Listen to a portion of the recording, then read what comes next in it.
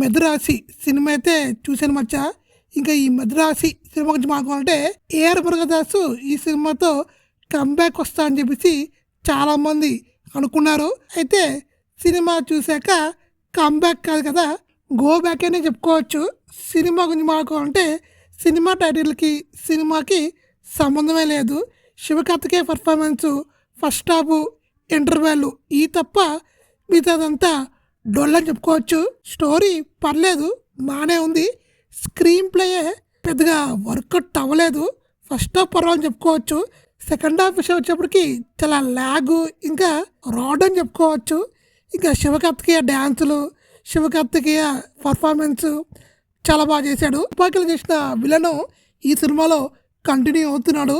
తను కూడా చాలా బాగా చేశాడు. తన రోల్ కూడా చాలా బాగా డిజైన్ చేసుకున్నారు.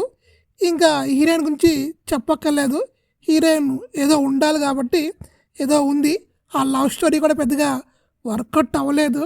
అనిరుద్ధ్ బీజిఎం చాలా బాగా ఇచ్చాడు. సాంగ్స్ కూడా తెలుగులో ఓకే ఉన్నాయి.